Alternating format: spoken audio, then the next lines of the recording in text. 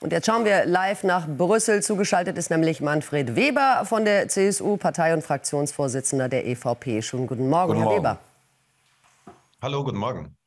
Also, Sie fordern schon länger eine europäische Armee. Wie genau stellen Sie sich das denn vor? Wer würde ganz konkret diese Armee kommandieren zum Beispiel?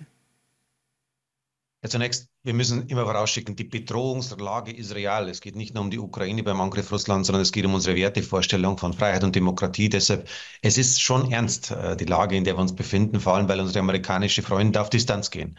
Deshalb ist jetzt notwendig, dass wir die Schritte hin zur europäischen Verteidigung gehen, um Frieden zu stabilisieren. Und konkret, wir würden zum einen viel effizienter sein mit dem Ausgaben der Steuergelder, um Militär aufzubauen, wenn wir gemeinsam beschaffen würden. Wir haben 17, 18 verschiedene Panzerarten in der Europäischen Union. Die Amerikaner haben nur einen Standardpanzer. Das heißt, viel effizienter ist die amerikanische Armee im Aufbau von Verteidigung. Das müssen wir Europäer auch hinkriegen. Gemeinsame Beschaffung, Standardisierung von Militärgütern in Europa. Und das Zweite, was notwendig ist, wir brauchen europäische Investments. Denken Sie an die Raketenschutzschirme, Drohnenabwehr. Das macht Sinn, dass die nicht erst an der deutsch-polnischen Grenze abgefangen werden, sondern bereits an der polnisch-belarussischen Grenze abgefangen werden. Das heißt, alle Gelder Europas nicht in Frankreich, Spanien, Portugal, Deutschland investieren, sondern an der Ostgrenze investieren. Dann würden wir wirklich sicher sein.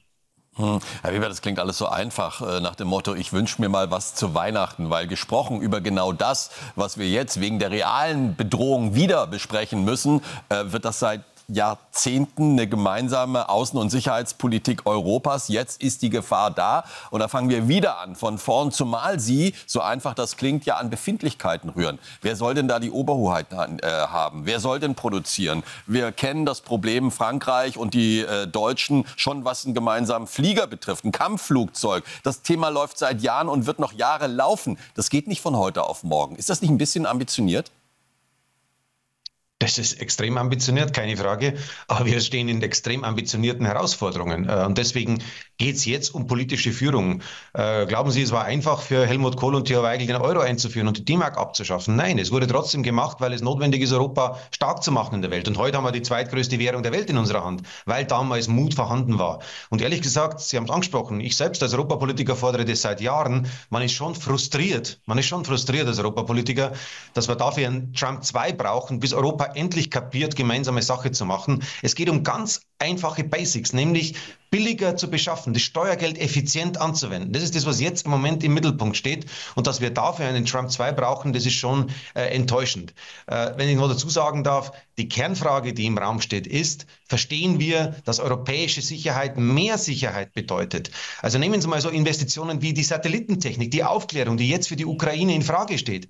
Wir sind zu 100% von Amerika abhängig. Und kein Land, weder Deutschland noch Frankreich, ist in der Lage, einen europäischen Schirm aufzubauen, der Satellitentechnik in der notwendigen Qualität zur Verfügung stellt. Das kann nur Europa gemeinsam. Deshalb bitte, lasst uns jetzt diese Schritte gehen. Wir als Europäische Volkspartei, als Christdemokraten in der Mitte Europas, wir haben die Wahlen letztes Mal gewonnen und wir werden führen. Ursula von der Leyen hat bereits Vorschläge auf den Tisch gelegt. Wir werden die heute vor dem Gipfel im Rahmen der EVP besprechen und dann auch Führung zeigen. Europa braucht jetzt einen klaren Kurs.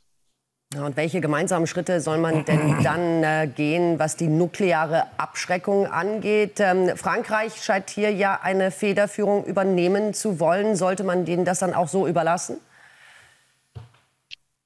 Frankreich und auch Großbritannien, obwohl nicht Teil der Europäischen Union, aber Teil Europas, sind Atommächte. Nicht vergleichbar mit den Vereinigten Staaten oder mit Russland, aber sie sind Atommächte. Und wenn jetzt Macron vorschlägt, dass die französische Souveränität schon attackiert ist, wenn das Baltikum angegriffen wird, wenn Polen angegriffen wird, dann ist das ein weitgehender Vorschlag. Und deswegen freue ich mich, dass Friedrich Merz jetzt bereits in den ersten Tagen jetzt nach der Bundestagswahl dieses Gesprächsangebot annimmt und sagt, jawohl, darüber muss Europa jetzt reden.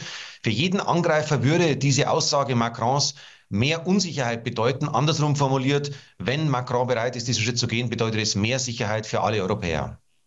Eine europäische Armee, von der Sie ja sprechen, würde das auch bedeuten, gezwungenermaßen eine Wehrpflicht in Deutschland, die letztendlich dann auch das Potenzial bietet, die Truppen zusammenzustellen, um gemeinsam gegen Aggressoren zu kämpfen?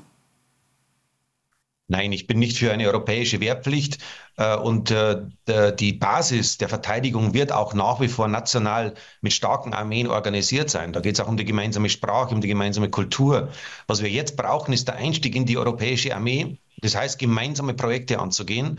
Ich könnte mir vorstellen, dass mittelfristig auch die Friedenssicherung in der Ukraine eine Aufgabe Europas ist. Eine Aufgabe ist, wo Soldaten, die sich freiwillig für diesen Dienst melden, auch hier auf ihrer Uniform eine Europafahne drauf haben. Dass wir nicht deutsche, französische Truppen, gerade wir Deutschen mit unserer historischen Vergangenheit, nicht deutsche Soldaten schicken, sondern Soldaten schicken, die im Auftrag Europas diesen Frieden sichern. Das hat einen ganz anderen Ton und wir müssen in der Lage sein, diese Schritte zu gehen. Ich darf übrigens darauf hinweisen, dass das, was wir jetzt diskutieren, eigentlich eine ganz alte Geschichte in Europa ist. Es war Adenauer, der nach dem Zweiten Weltkrieg, kurz nach dem Wahnsinn des Zweiten Weltkriegs, mit Frankreich gemeinsam eine europäische Armee aufbauen wollte, die Verteidigungsunion aufbauen wollte. Damals mit dem Ziel, nie wieder Krieg in Europa. Weber, ganz kurz, weil wir haben nicht den ganzen Morgen Zeit. Die Geschichte ist schön und gut, wer was wann wollte. Das ist wirklich alles toll. Das Problem ist bloß, wir haben gar keine Soldaten in Deutschland. Wir sind gerade so in der Lage, das zu realisieren, was jetzt notgedrungenermaßen möglich ist. Wenn wir von der europäischen Armee sprechen, brauchen wir auch eine deutsche Beteiligung. Wo soll die denn herkommen? Das ist das, was Berlin jetzt vorbereitet. Mit den Koalitionsgesprächen muss das im Mittelpunkt stehen, die Verteidigungsfähigkeit dort aufzubauen. Die Fragestellung, wie können wir auch die Gesellschaft dafür gewinnen, dass die Verteidigungsfrage nicht eine Sache ist, die ich beim Staat abgebe, sondern die uns alle fordern wird, als Bürger alle fordern wird. Das heißt, wir brauchen auch Menschen, die bereit sind, den Dienst als Soldatin und als Soldat zu übernehmen, auch Respekt zu zeigen gegenüber denen, die diesen Dienst tun. Und wir brauchen die notwendige technische Ausstattung, damit dieser Dienst auch unter maximaler Sicherheit stattfinden kann. Das sind die Aufgaben, die jetzt anstehen. Die muss Berlin klären. Ich sage, Europa kann einen extrem positiven Rahmen dazu setzen, dass unsere Sicherheit noch besser wird. Und wir würden vor allem, wie gesagt, viel Geld sparen, wenn wir es jetzt europäisch machen. Jetzt diesen Schritt gehen, ist der richtige Schritt. Sie haben Berlin angesprochen, die Sondierungsgespräche. Noch eine Frage dazu, zu einem Plan von Friedrich Merz, der ja nun angekündigt hatte, er werde die Grenzen dicht machen, um die illegale Migration beherrschbar zu machen. Die SPD, Lars Klingbeil, zieht hier rote Linien, sagt nein, denn das wäre aus europäischer Sicht überhaupt nicht machbar und überhaupt nicht zielführend. Wie ist denn Ihre Meinung dazu als europäischer Politiker? Die Migrationsfrage ist die zentrale Frage im Inneren Europas. Wir müssen sie endlich die illegale Migration stoppen, in den Griff kriegen. Und da war die Entschiedenheit, die Friedrich Merz auch im Wahlkampf gezeigt hat, wichtig und richtig. Ein starkes Signal auch an die europäischen Partner. Ich bin jetzt gerade in Brüssel und wir werden jetzt in wenigen Minuten zusammenkommen mit der EVP-Führung, mit 14 Staats- und Regierungschefs meiner Partei, der Christdemokraten in Europa. Friedrich Merz wird das erste Mal mit dabei sein. Und wir werden jetzt beginnen, die Fragen, die da auch in Deutschland wichtig sind, auch europäisch zu diskutieren, auch europäisch einzuordnen.